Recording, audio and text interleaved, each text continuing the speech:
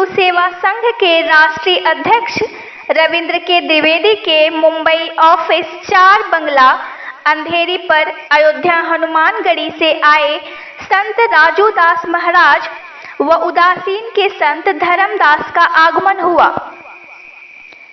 इस दौरान रविंद्र द्विवेदी व राजू महाराज ने हिंदुत्व और सनातन की बात की। आड़े हाथों कई बड़े नेताओं को टारगेट भी किया। आपको बता दें, इसके पूर्व ही रविंद्र द्विवेदी अयोध्या जाकर जनसंख्या के कानून लागू हो इसकी मुहिम पर कार्य आरंभ किए हैं। आइए आपको दिखाते हैं ये रिपोर्ट। आश्रम है गोविंदाश्रम, जिसमें एक और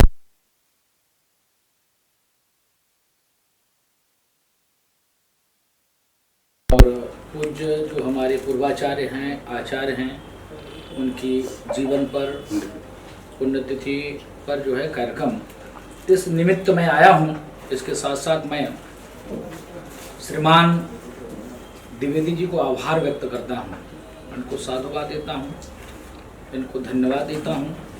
द्विवेदी जी एयरपोर्ट से ही पूज्य संतों को माला, फूल, आशीर्वाद लेते हुए ले आकर आश्रम तक जिन्होंने पहुँचाया, पहुँचाने के बाद लगातार जो आम जनमानस है, यहाँ का जो हिंदू जनमानस है, उसको संतों से जोड़ने का कार्य लगातार कर में सनातन धर्म संस्कृति और हिंदुत्व के प्रति भाव, राष्ट्र के प्रति भाव अच्छा है। तो आज आप लोग के सामने में बैठकर बात करने का अवसर मिला है। इसके पहले जब आपकी यात्रा रही होगी मुंबई प्रवास पे, तो सरकार दूसरी थी, अब सरकार बदल गई, कुछ बदल गया है, तो सरकार को लेके क्या कहना चाहेंगे? पहले तो मैं सरकार को, वर्तमान सरकार को, शिंदे साहब को आभार व्यक्त करता हूं और मैं उन शिव सैनिकों को धन्यवाद व्यक्त करता हूं जो शिव सैनिकों ने शिंदे साहब का सहयोग किया और कालनेमी का जो रूप था शिवसेना का, उसको उजागर करके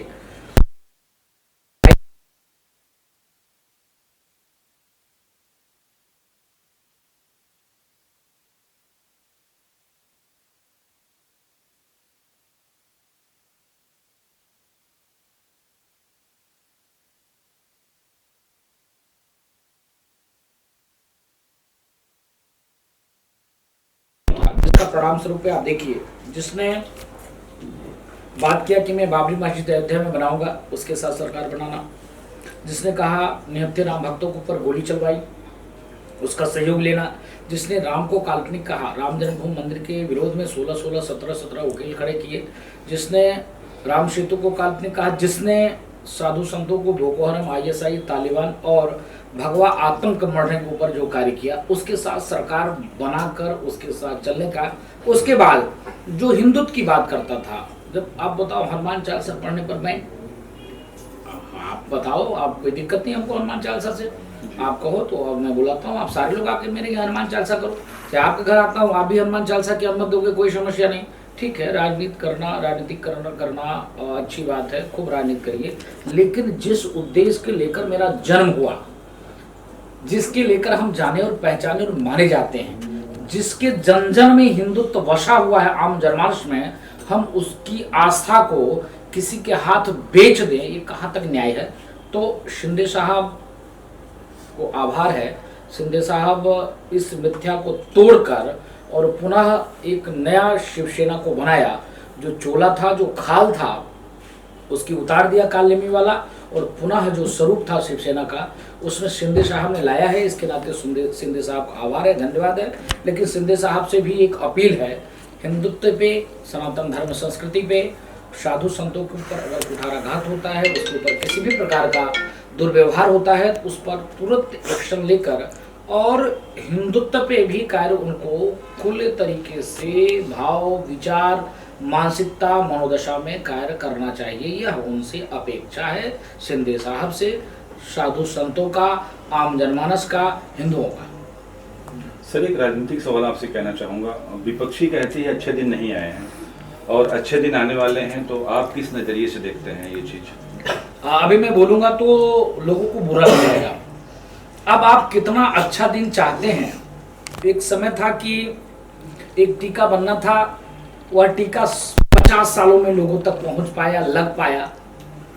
और इस भयावह जो वैश्विक महामारी थी, जहां पर स्थिति यह थी कि जो नंबर 1 पे टॉप 10 देश है, जिसकी मेडिसिन में भी नंबर 1 का है, मेडिकल में भी नंबर 1 का है, उत्पादन में भी नंबर 1 का है, व्यवस्था में भी नंबर 1 का है, अर्थ जगत में भी नंबर 1 का है, वो बताओ 100 नंबर पे पहुंच गया। उसके रोज आए दिन लोग मर रहे थे। अब मेरे पास 10,000 लोग पर एक बेड है, एक नहीं 10,000 लोग पर एक बेड है। हमको किस प्रकार से उस काल के गाल से इस सरकार ने निकाल के रखा। उसके बाद देखिए, उस समय में पीपी किट हम चाइना से लाते थे। आप लोगों ने सुना होगा कि चाइना ने पीपी किट जो है डुप्लीकेट दे दिया, यूजलेस, यूज किया हुआ पीपी किट चाइना ने मुझको दिया। आज स्थिति आ गई कि पीपी किट मैं बना रहा हूँ, मैं दूसरे को जो है वो दे रहा हूँ। एक समय था कि जो कोरोना का जो टेस्टिंग लैब थी, वह लैब देश में 3 था, आज 4,000 सुपर लैब हो गए। और एक नहीं कई वैक्सीन, 3 तो मैंने बनाकर लगा दिया, दूसरे को बेच दिया। उसके बाद 3-4 वैक्सीन और भी मेरे पास बने हुए रखे। इतने वैक्सीन बना लेना, हर हम लोग 2-2, 3-3 बूस्टर डोज लगा लिए। यह संभव इतना तेजी से, उसके साथ विकास की आपने बात किया। उन्होंने उसके बाद आपने कहा बदलाव तो इतना आया है कि जो लोग राम को गाली देते थे, जो लोग सनातन धर्म संस्कृति को गाली देते थे, जो लोग कहते थे, एक प्रदेश है दिल्ली, उसका मुख्यमंत्री कहता था कि मेरे नानी को पेट में बहुत दर्द हुआ जब बाबरी मस्जिद गिराया गया। एक लोगों ने निहत्थे राम भक्तों पर गोली चला दिया। एक लोगों ने हमको बोको हराम, ISI, तालिबान और भगवा आतंक मढ़ दिया। राम को काल्पनिक कह दिया। उसके अंदर इतना परिवर्तन आ गया कि त्रिपुंड लगाना, भगवा वस्त्र पहनना, बड़े बड़े रुद्राक्ष के माले पहनना, कुर्ते के ऊपर से जनेऊ पहनना, बताना कि मैं कश्मीरी ब्राह्मण हूं। उसके बाद आप देखिए, जिसने गोली चलवाई वो कह रहा कि आज मेरी सरकार होती तो मैं अयोध्या में भव्य दिव्य राम जन्मभूमि मंदिर बनाता। आज देखिए, जो कहता था नानी की पेट में दर्द हो रहा था, आज वो जाके हनुमानगढ़ी दर्शन कर रहा है, सरजू आरती कर रहा है, राम जन्मभूमि मत्था टेक रहा है। और दिल्ली से लोगों को ले जाकर कहता है कि मैं जो है आपको दर्शन करवाऊंगा अयोध्या का। आज देखिए कितना परिवर्तन आ गया कि जो लोग कहते थे तिलक तराजू और तलवार, इनको मारो जूते चार, उनकी क्या स्थिति परिवर्तन आ गया। अयोध्या में जाकर राम और परशुराम की बात करना पड़ा है, वहां पर कार्यक्रम करना पड़ा है। वो तो कभी नहीं कहा कि हाँ, जम्मू कश्मीर में जिस प्रकार से कश्मीर ब्राह्मण मारे जाते थे, काटे जाते थे, भगाए जाते थे, उस पर एक शब्द नहीं बोला। और आज वहां जाकर चर्चा करना, तो परिवर्तन ये है। देख लीजिए, इतना जब इन राजनीतिक लोगों के, इन कालीमियों के, इन गिरगिट जैसे रंग बदलने वाले के ऊपर इतनी बड़ी परिवर्तन का छाप आ गया, तो कैसे परिवर्तन नहीं हुआ? मैं कैसे मान सकता हूं कि परिवर्तन नहीं हुआ? राहुल गांधी जी इन दिनों भारत जोड़ो यात्रा पे निकले हुए हैं, पैदल चल रहे हैं, काफी समर्थन उनको मिल रहा है, तो उसे आप किस नजर से देखना चाहेंगे? कोई बाघ के खाल पहन लेने से भेड़िए बाघ नहीं हो जाते। भेड़िया भेड़िया ही रहेगा, बाघ बाघ ही रहेगा। राहुल जी अच्छे खानदान में तो पैदा लिया, गांधी खानदान में जन्म तो लिया, लेकिन उनके कार्य, उनकी मानसिकता, उनकी संस्कृति, वो चोला ओढ़ लिया जो सदैव सनातन धर्म संस्कृति को गाली देने का कार्य, वो भाव उनके अंदर आ गया कि नहीं। सिर्फ उनके सरकार में बात होती थी एक कौम, एक मजहब, एक संप्रदाय। उन्होंने क्या कहा, उनके एक प्रधानमंत्री थे जो अर्थशास्त्री कहे जाते थे, वो बहुत विद्वान है अपने तरीके से, मैं उनका सम्मान करता हूं। लेकिन जब वो बोला, उन्होंने कहा कि भारत के प्रमुख संपदा पे सिर्फ एक कौम, एक मजहब, एक व्यक्ति का अधिकार है, वो मुसलमान। अब बताओ, भारत के प्रमुख संपदा पे एक देश का प्रधानमंत्री कह रहा है सिर्फ एक वर्ग का अधिकार है, बाकी ये बहुसंख्यक समाज कहाँ चला जाए? हिंदुस्तान छोड़ के कहाँ चला जाएगा? तो भारत जोड़ो यात्रा नहीं है उनका है खुद लोगों से जोड़ो यात्रा। भारत जोड़ो यात्रा नहीं है। कांग्रेस समाज से इतना कट चुका था कि सोने की चम्मच से खाने वाले लोग, सोने की थाली में खाने वाले लोग, वो गरीबों का दर्द क्या जानने गया, वो गरीब की पीड़ा को क्या समझने गया। तो बहुत अच्छा है, बहुत अच्छा लगा। इतना परिवर्तन मोदी जी ने ला दिया। जो सोने से चम्मच से खाता था, जो कभी नहीं उतरता था, वो आम जनमानस के बीच में गली गली आज टहल रहा है। तो खुद को वो अपने आप को आम जनमानस के बीच में जोड़ो यात्रा कर रहा है। भारत जोड़ो यात्रा नहीं है। भारत जोड़ो यात्रा तब होती उनकी जब वो सर्वे भवन्तु सुखिनः सर्वे सन्तु निरामया विश्व बंधु तो वसुधैव कुटुंबकम भाव से कार्य करते हैं। उनके लिए जब सनातन धर्म संस्कृति की बात आती है, हिंदू और हिंदुत्व की बात आती है, मौन हो जाते हैं, गौन हो जाते हैं, चुप हो जाते हैं, एक शब्द नहीं निकलता है, एक वाक्य नहीं निकलता है। और किसी एक पंचर छाप जो दूसरे को टोपी पहनाने का कार्य करता है, ऐसे शुगर के औलादों की बात आ जाती है तो तुरंत रोड पे आ जाते हैं, बिलबिलाने लग जाते हैं, चिल्लाने लग जाते हैं, उनको तकलीफ होने लग जाती है कि सबसे बड़ा हमारा ही बच्चा है। तो यह मानसिकता राहुल जी के अंदर है। इसके नाते मुझको तो नहीं लगता है कि राहुल जी देश के लिए सुयोग्य साबित होंगे, क्योंकि देश में एक से एक संत महापुरुष जिन्होंने अपना जीवन ही समाज के लिए दे दिया है, उनके अंदर जो अंदर भी है बाहर भी है, ऐसे लोग भी कार्य करने वाले हैं। वही लोग समाज के लिए आगे आकर कार्य कर सकते हैं। ये तो मैंने पूर्व में ही कहा कि शुगर की भेड़िए की रूप में और शेर की खाल पहनकर कार्य करने से काम नहीं चलेगा। जब महाराज से मिलने आप अयोध्या जाते थे और आज महाराज आए हैं मुंबई में, आप अपना चरण रखे हैं, क्या कहना चाहेंगे? सबसे पहले तो मैं महाराज जी का बहुत बहुत आभार व्यक्त करना चाहूँगा और महाराज जी के साथ साथ मैं धर्मदास जी जो उदासीन अखाड़ा से आए हैं महंत जी, इनका आभार व्यक्त करना चाहूँगा कि इन्हीं के वजह से महाराज जी आज यहाँ पर पहुँचे। सर, आप हिंदू संगठन चलाते हैं और देश की जनसंख्या की बात करें तो इस पे आपका संगठन कुछ काम कर रहा है कि जनसंख्या कैसे रोकी जाए, कैसे कम की जाए? समय में ये आपको क्या लगता है?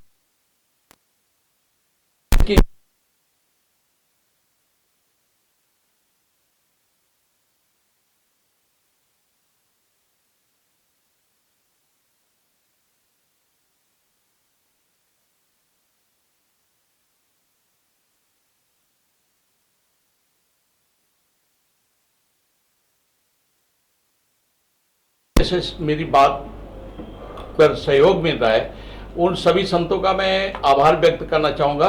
और उत्तर प्रदेश और केंद्र सरकार ने, हमने जो अयोध्या में बात रखी थी, हमारे देश के माननीय गृह मंत्री श्री अमित शाह जी ने पीएफआई पे बैन लगा दिया और उत्तर प्रदेश के माननीय मुख्यमंत्री श्री योगी आदित्यनाथ जी ने जनसंख्या नियंत्रण कानून के लिए बहुत अच्छे प्रबंध किए हुए हैं। और मैं चाहूँगा कि थोड़े और कड़े कानून बने ताकि मतलब जिस तरीके से देश की जनसंख्या बढ़ रही है उस जनसंख्या पर एक लगाम लगाया जा सके। गुरुजी, जनसंख्या पे रोक लगाना या रोकना, तत्काल प्रभाव से रोकना कितना अच्छा रहेगा और क्या कहेंगे आप अपने माध्यम से?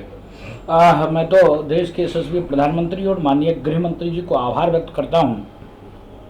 अभी श्रीमान द्विवेदी जी ने कहा कि पीएफआई राष्ट्रद्रोही संगठन है, पीएफआई आतंकी संगठन है, पीएफआई समाज तोड़ो संगठन है, पीएफआई देश तोड़ो संगठन है, पीएफआई देश को बांटने का संगठन है, जिसकी परिकल्पना हो 2047 तक मुस्लिम राष्ट्र, जिसकी परिकल्पना हो राम जन्मभूमि मंदिर को तोड़कर बाबरी मस्जिद बनाना, जिसकी परिकल्पना हो लव जिहाद, धर्मांतरण, जिसकी परिकल्पना हो कि लगातार देश में आतंक का माहौल पैदा करना, वो कभी राष्ट्रवादी संगठन नहीं हो सकता है। इसके नाते पीएफआई पे बैन किया, माननीय जी को धन्यवाद। लेकिन ये गंभीर विषय है, जनसंख्या, ये बढ़ती हुई जनसंख्या समाज के लिए नहीं हितकर है न राज्य। जिस प्रकार से संसाधन का अनर्गल तरीके से दोहन, जिस प्रकार से एक कौम, एक मजहब, एक संप्रदाय की ही बात इन राजनीतिक दल के लोग करते हैं, यहाँ पर बहुसंख्यक समाज को इतनी समस्या, इतनी कठिनाई हो रही है कि आप देख सकते हो धर्म के आधार पर अफगानिस्तान की क्या स्थिति होगी। अफगानिस्तान पूरे विश्व बिरादरी से खत्म होने की कगार पर है। अफगानिस्तान में एक समय था, आज ही करीब 100 वर्ष हो रहे हैं, 100 वर्ष पहले रावण की पुतला दहन होती थी वहां पर वहां के व्यापारी हिंदुस्तान आते थे, हिंदुस्तान के व्यापारी अफगानिस्तान जाते थे।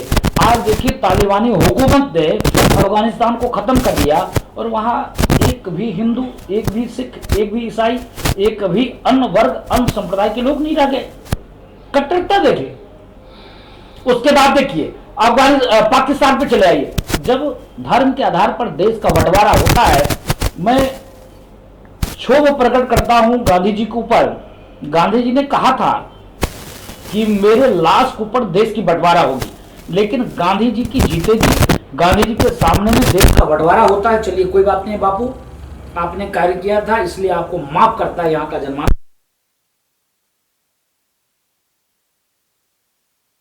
जब बंटवारा हुआ तो आप मुसलमान को पाकिस्तान जब ने आपने दे दिया, हिंदू हिंदुस्तान में रहेंगे और मुसलमान पाकिस्तान चले जाएंगे, तो आप पाकिस्तान जाने देते? फिर भी आपने रोका तो ठीक है, रोकने के बाद इतना उसको अधिकार दे दिया, इतना संसाधन पे उसका हक दे दिया, इस प्रकार से उसको सम्मान यहाँ पर मिल रहा है। फिर भी देखिए स्थिति क्या है, जम्मू कश्मीर हिंदू विहीन होते चला गया। कश्मीरी ब्राह्मण को मारकर मस्जिद से अलाउंस होता था, अपनी बहन बेटी बहू को छोड़ के जाओ और भाग जाओ यहाँ से, जम्मू कश्मीर खत्म कर दो, यहाँ पर इस्लामिक देश, इस्लामिक राष्ट्र और इस्लाम से चलेगा जम्मू कश्मीर। कोई नहीं स्थिति अभी भी मेरी हिंदू के झोपड़ी में इधर उधर भटक हैं और हमारी बहन बेटियों बहू की इज्जत लूटी गई, कोई नहीं बोला। पाकिस्तान की स्थिति क्या होगी? जब हिंदुस्तान हुआ उस समय में यहाँ पर हिंदुओं की, मुसलमानों की संख्या 6 करोड़ थी और पाकिस्तान में हिंदुओं की संख्या 3 करोड़ थी। आज पाकिस्तान में हिंदुओं की संख्या ना के बराबर हो गई, 0 हो गया। और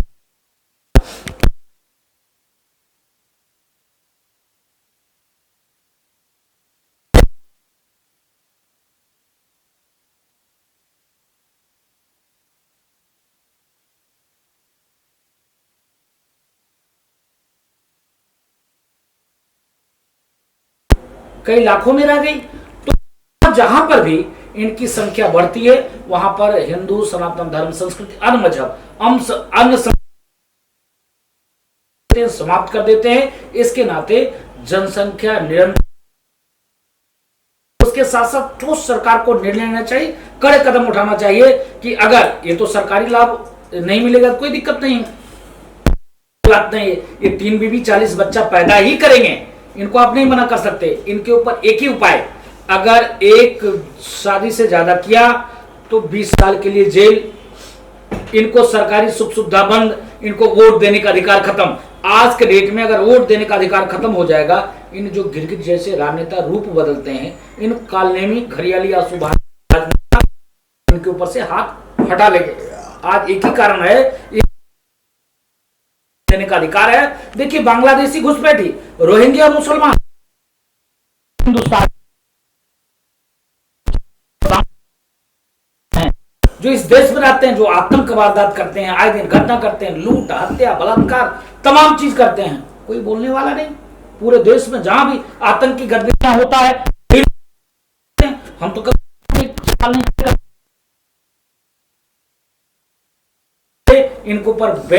इनके ऊपर प्रतिबंध लगना चाहिए।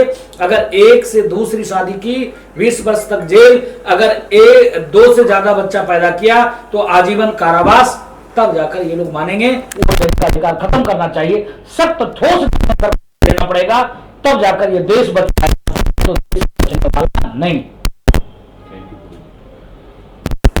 आशीर्वाद द्विवेदी जी भी आपके साथ बैठे हैं। हाँ, द्विवेदी जी का सबसे पहले बहुत बहुत धन्यवाद कि महाराज श्री को एयरपोर्ट से लाए, भव्य स्वागत की द्वारा। और हम लोग गोविंद धाम महाजन दरबार में प्रतिवर्ष ये सालाना वार्षिक उत्सव होता है, उसमें आते हैं और उसी बहाने महाराज जी आए और हम सब लोगों को, मुंबई वासियों को, मुंबईकरों को बहुत बहुत आशीर्वाद, सबको शुभेच्छा। और सब लोग इसी तरह से, जिस तरह से हमारे महाराज श्री ने हिंदुत्व के ऊपर अभी व्याख्यान दिया है, तो हिंदुत्व को जन जागृति तक पहुंचाएं। जन जन तक हिंदू जब जागृत होगा तभी हम इन सब समस्याओं से पार पा सकते हैं। धन्यवाद।